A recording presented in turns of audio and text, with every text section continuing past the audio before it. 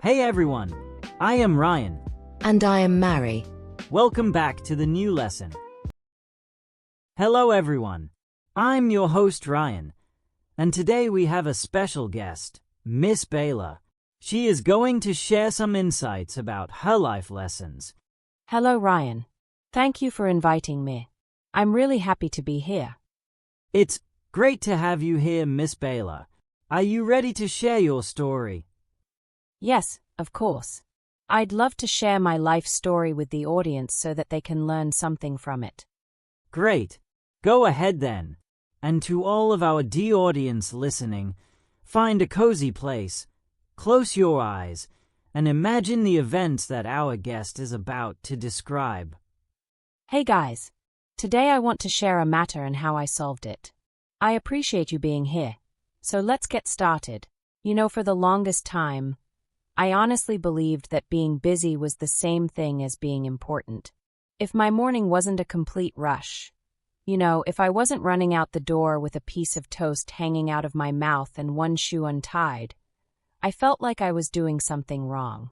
I used to set my alarm for the absolute last possible second, and then I would hit the snooze button twice, maybe 3 times. The first thing I would see was a flood of emails and notifications.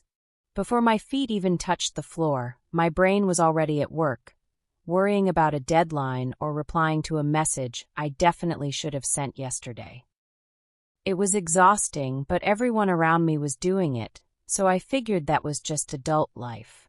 However, about a year ago, I had a sort of wake-up call. I had a terrible morning where I spilled coffee all over my laptop because I was trying to carry too many things at once. I was so frustrated that I just sat on the floor and didn't move for about 5 minutes. And in that quiet, sticky, coffee-smelling silence, I thought, this can't be the best way to live. So, I decided to try a little experiment. I started setting my alarm for just 30 minutes earlier. Not a crazy, ungodly hour, just a little bit of breathing room. And honestly, it has completely changed my relationship with the entire day. It's what I call the slow morning, and I want to talk about why I think it's so much better than the frantic, rushed version of waking up. First, let me paint you a picture of the before versus the after. Before, my morning was just noise. Literally, I would wake up to the sound of a blaring siren on my phone. Immediately, my heart rate would spike. Then I'd scroll through social media in bed, which, by the way, is a terrible idea because you're comparing your sleepy, messy hair to someone's perfectly filtered vacation photo. That's not a fair fight. After that, it was a blur of a shower, a grab bag, and a run. I would arrive at work or start working from home, already feeling like I'd lost a battle. I was grumpy, and I honestly couldn't focus for the first hour. Now, compare that to my morning today.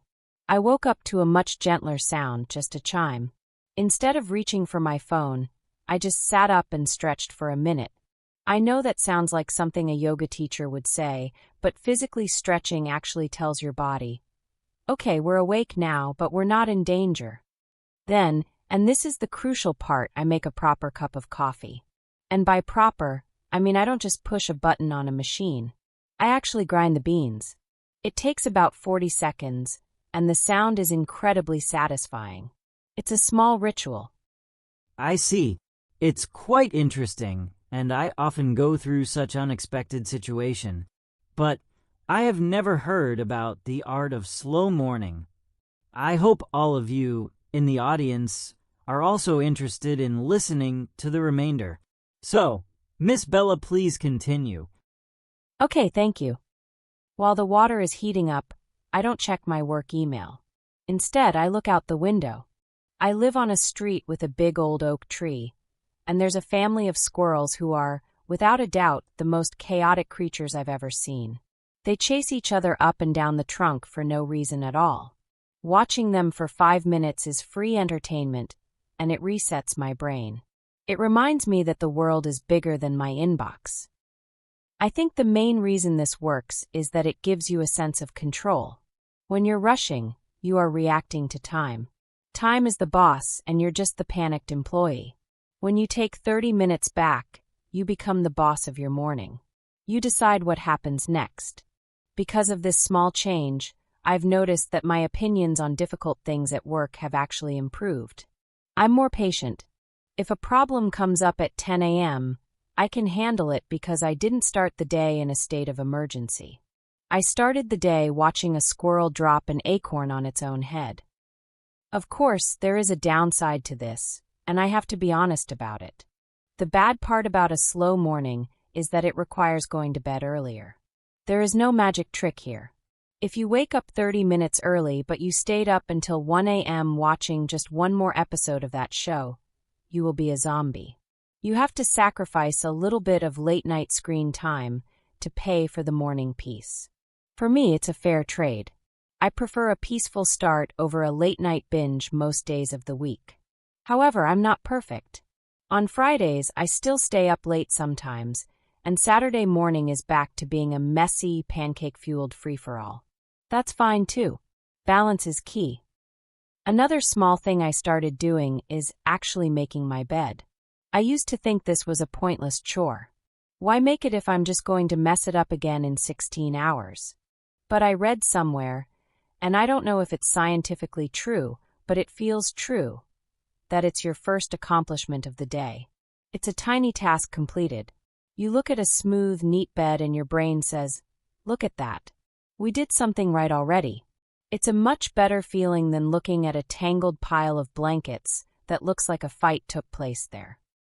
Looking ahead to the future, I'm actually a little nervous about what happens next year. I might be moving to a new apartment that is much further away from my office. That means my commute time will double. I'm already planning how to protect my slow morning. Maybe I'll have to wake up even earlier, or maybe I'll have to figure out how to be slow on a train. I think it's possible. I could use that train time to read a physical book instead of staring at my phone. Phones are the enemy of the slow morning, truly. They are little distraction machines designed to make you anxious. I guess the point I'm trying to make is this. You don't need a 2-hour spa routine or a fancy breakfast spread to have a good morning. You just need 10 or 15 minutes where you are not being demanded of, where you're just a person sipping coffee, not an employee, not a parent, not a student. Just a person. If you're listening to this right now and you're feeling that familiar tightness in your chest about the day ahead, I want to encourage you to try it tomorrow. Just tomorrow. Set the alarm 15 minutes early. Don't look at the news. Just breathe. Make the toast slowly. Watch the butter melt. I promise you, the world will still be there when you're ready for it, but you'll be in a much better mood to deal with it. Anyway, that's my little speech about mornings. It's not revolutionary advice, I know, but sometimes the simple things are the ones we forget the fastest. Thank you very much, Miss Bella, for sharing such valuable life lesson with me and my audience. Additionally, I would like to extend my gratitude to everyone who stayed until the end to listen. I hope the rest of your day is wonderfully productive and that you can apply this life hack in your daily life. Bye. Take care.